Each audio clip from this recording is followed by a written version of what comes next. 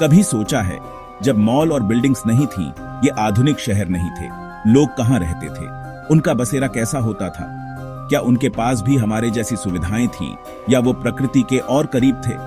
मैं डायनासोर की नहीं, अपने पूर्वजों की बात कर रहा हूं, उन इंसानों की जिन्होंने इस धरती पर सभ्यता की नींव रखी। सोचिए, न टीवी, न मोबाइल, न इंटरनेट, कोई सोशल मीडिया नहीं, कोई ऑनलाइन गेम नहीं। टाइम पास, मनोरंजन के लिए क्या करते थे वो? कैसे बिताते थे अपना खाली समय? वही गुफाएं जो आज भी हमारे देश की शान है, हमारी धरोहर है और हमें हमारे अतीत से जोड़ती है। ये सिर्फ पत्थर नहीं, ये तो इतिहास है, टाइम मशीन है, हजारों साल पीछे ले जाती है, उस समय में जब इंसान और प्रकृति एक थे, जब जीवन सरल था और हर दिन एक नई खोज। भारत के इतिहास की पहली डायरी, एक ऐसी किताब जिसके पन्ने पत्थरों के हैं और स्याही है कला और विश्वास की, उनकी आस्था की, उनके सपनों की। हमारे पूर्वज जंगलों में रहते थे, घने जंगलों में, जहां जीवन चुनौतियों से भरा था। शेर, बारिश, ठंड से बचने के लिए गुफाएं खोजी। ये गुफाएं ही उनका सहारा थीं। ये उनका पहला घर, स्टूडियो और मंदिर थी।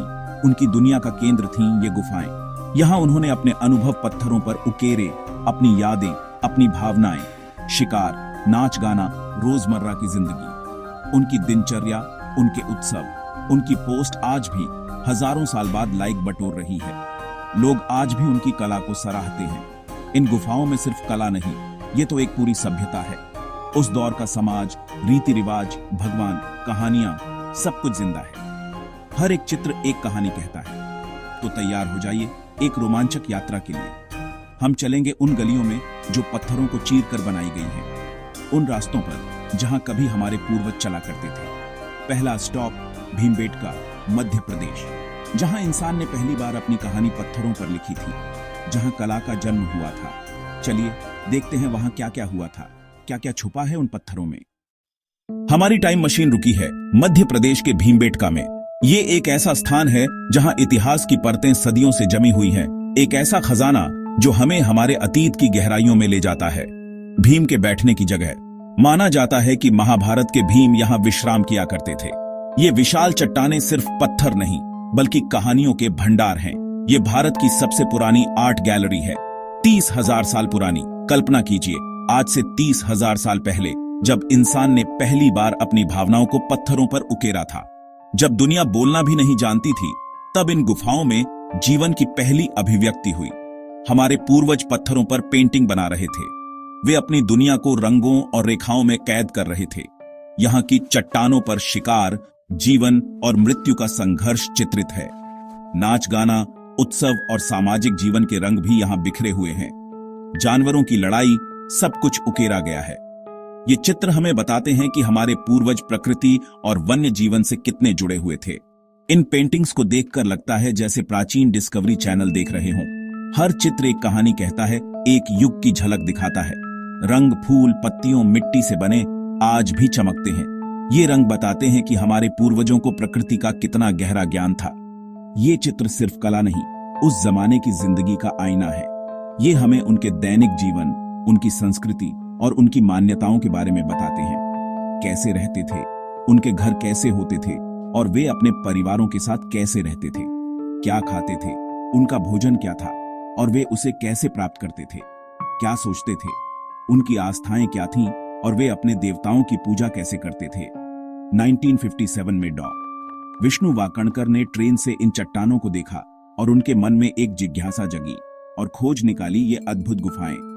ये खोज भारतीय इतिहास के एक नए अध्याय की शुरुआत थी। ये खोज साबित करती है कि भारत की सभ्यता कितनी पुरानी और विकसित थी। ये हमारी विरासत का एक महत्वपूर्ण हिस्सा है। भीमबेटका आज यूनेस्को वर्ल्ड हेरिटेज साइट है, हमारे इतिहास का अनमोल तोहफा।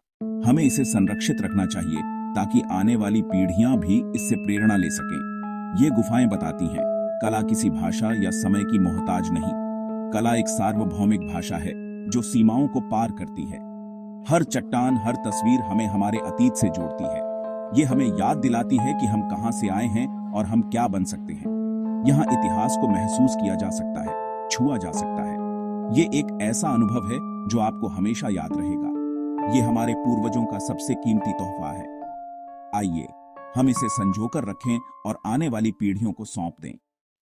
अब चलते हैं बिहार की बाराबर गुफाओं में, जो अपने आप में एक अद्भुत रहस्य समेटे हुए हैं।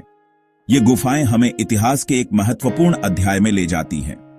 भारत की सबसे पुरानी मानव निर्मित गुफाएं, जो पत्थरों को काटकर बनाई गई हैं। इनका निर्माण एक प्राचीन सभ्यता की अद्भुत कला और कौशल का प्रमाण है। 2500 साल पहले सम्राट अशोक ने इन्हें आजीवक साधुओं के लिए बनवाया था।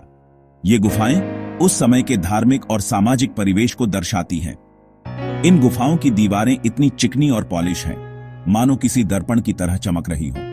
यह प्राचीन कारीगरों की अद्भुत कुशलता का प्रमाण है कि आप अपनी शक्ल देख सकते हैं। यह पॉलिश आज भी वैज्ञानिकों और इतिहासकारों के लिए एक रहस्य बनी हुई है। मौर्यकालीन पॉलिश आज भी रहस्य है। कैसे उस समय बिना आधुनिक उपकरणों के इतनी शानदार पॉलिश की गई, यह एक अनसुलझा प्रश्न है। अंदर बोलिए तो आवाज गूंजती है, एक अद्भुत प्रतिध्वनि पैदा होती है जो मन को शांति और सुकून देती है। साधु इसी गूंज में मंत्र उच्चारण करते थे, जिससे उनका ध्यान और भी गहरा हो जाता था। यह गुफाएं ध्यान और साधना के लिए एक आदर्श स्थान थीं। 4 मुख्य गुफाएं, जो अपनी अनूठी वास्तुकला और ऐतिहासिक महत्व के लिए जानी जाती है। लोमस ऋषि गुफा का प्रवेश द्वार लकड़ी की झोपड़ी जैसा दिखता है, जो उस समय की वास्तुकला का एक अद्भुत नमूना है। हाथियों की नक्काशी के साथ, जो भारतीय कला और संस्कृति में हाथी के महत्व को दर्शाती है। ये गुफाएं सम्राट अशोक की धार्मिक सहिष्णुता का प्रतीक है, जिन्होंने विभिन्न धर्मों के प्रति सम्मान और सद्भाव की भावना को बढ़ावा दिया, और महानता का प्रतीक है, जो हमें याद दिलाता है कि एक महान शासक को अपनी प्रजा के प्रति कितना उदार और संवेदनशील होना चाहिए।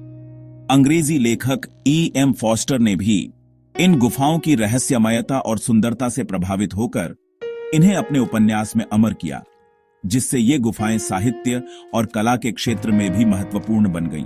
बाराबर की गुफाएं बताती हैं कि सच्ची शक्ति किसमें निहित है। असली ताकत दिलों को जोड़ने में है, न कि उन्हें तोड़ने में। यह एक ऐसा संदेश है जो आज भी प्रासंगिक है। सम्राट अशोक ने साधुओं के लिए घर नहीं बनाए, बल्कि उन्होंने एक ऐसा विरासत बनाया, बल्कि इतिहास में अमरता बनाई, जो आने वाली पीढ़ियों को प्रेरणा देती रहेगी। ये गुफाएं आज भी एकता और सम्मान का पाठ पढ़ा रही हैं, और हमें याद दिलाती हैं कि हमें अपनी सांस्कृतिक विरासत को संजोकर रखना चाहिए। अब चलते हैं महाराष्ट्र के औरंगाबाद। अजंता की गुफाएं, सह्याद्री की पहाड़ियों में छिपा जन्नत। बौद्ध धर्म को समर्पित 29 गुफाएं, जिनका निर्माण 800 साल चला। कुछ गुफाएं प्रार्थना के लिए, कुछ भिक्षुओं के रहने के लिए, हर जगह पत्थर में जादू। ये गुफाएं 1000 साल तक गुमनाम रहीं, फिर 1819 में जॉन स्मिथ ने खोज निकाली। अजंता की गुफाएं 2 दौर में बनी, सातवाहन और वाकाटक वंश। हर चीज हाथ से बनी, खंभे, छत की नक्काशी, बुद्ध की मूर्तियां। यहाँ की शांति और मूर्तियों की सुंदरता आज भी मन को छूती है। ये गुफाएं सिर्फ इमारतें नहीं, एक यूनिवर्सिटी थी। भिक्षु यहाँ ध्यान, पढ़ाई करते थे। अजंता सिखाता है, लगन और विश्वास से पहाड़ भी काटे जा सकते हैं। ये पूर्वजों की मेहनत, कला और आध्यात्मिकता की अमर कहानी है। आज भी पूरी दुनिया को प्रेरणा देती है। अजंता की सबसे बड़ी पहचान यहाँ की पेंटिंग्स। ये टाइम मशीन है जो 2500 साल पीछे ले जाती है। अंधेरी गुफाओं में शीशों और पानी से रोशनी लाकर कलाकारों ने ये चित्र बनाए। रंग, चूना, काजल, पत्थर, हरी सब्जियां, सब नेचुरल, आज भी चमकते हैं। इन चित्रों में उस दौर की पूरी जिंदगी, राजा, आम लोग, बाजार, जंगल, सब जिंदा है। ज्यादातर पेंटिंग्स बुद्ध के जीवन और जातक कथाओं पर आधारित है। दया, करुणा, ईमानदारी का संदेश।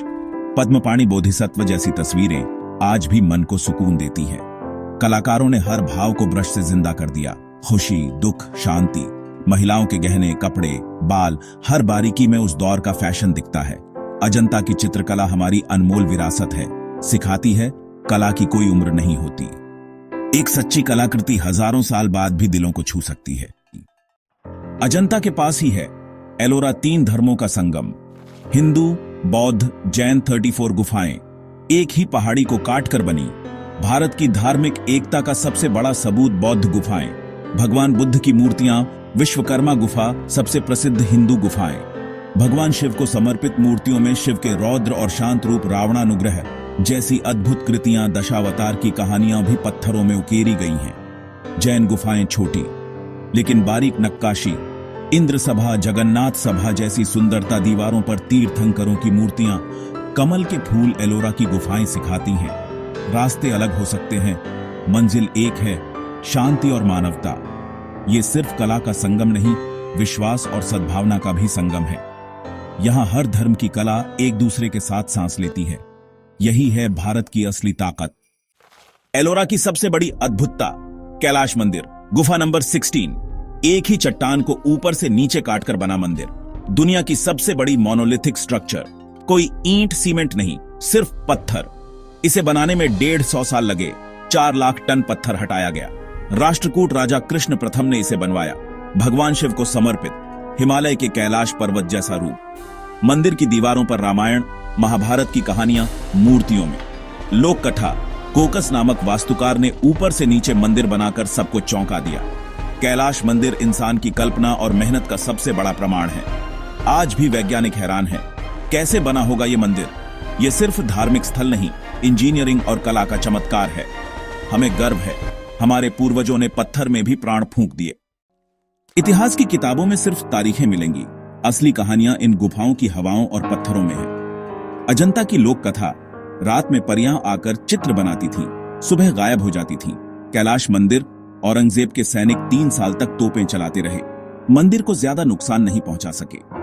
लोग मानते हैं यह भगवान शिव का चमत्कार है।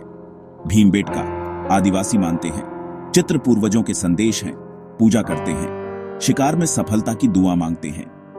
ये लोक कथाएं बताती हैं गुफाओं का महत्व सिर्फ ऐतिहासिक नहीं, सांस्कृतिक और आध्यात्मिक भी है। ये कहानियां पत्थरों को जिंदा कर देती हैं, हमें उनसे गहरा रिश्ता महसूस कराती है। हर जगह की अपनी कहानी होती है जो उसे खास बनाती है। जब गुफाओं में जाएं, वहां के लोगों से कहानियां जरूर सुनें। हमारी गुफाओं की यात्रा अब खत्म होने वाली है, भीमबेटका से कैलाश मंदिर तक। सवाल है, इन गुफाओं से आज क्या सीख सकते हैं? बहुत कुछ। पहली सीख, मेहनत और लगन। कलाकारों ने बिना मशीन, सिर्फ हुनर और जुनून से पत्थर को कला बना दिया। दूसरी सीख, प्रकृति का सम्मान। पूर्वजों ने पहाड़ों को काटा, नष्ट नहीं किया। प्राकृतिक रंग, हवा, रोशनी का ध्यान। तीसरी सीख, एकता और सम्मान। एलोरा में 3 धर्मों की गुफाएं साथ साथ, विविधता में एकता। असली ताक, मिलजुल कर रहना, एक दूसरे के विश्वास का सम्मान। गुमनाम कलाकारों का काम आज भी जिंदा है, सिखाता है असली सफलता कुछ ऐसा बनाना है जो पीढ़ियों तक रहे। अगली बार गुफा या पुरानी इमारत देखें, टूरिस्ट नहीं, सीखने वाले बने। ये पत्थर सिर्फ पत्थर नहीं, हमारे इतिहास के सबसे बड़े गुरु हैं। यही है भारत की असली विरासत, कला, मेहनत और एकता।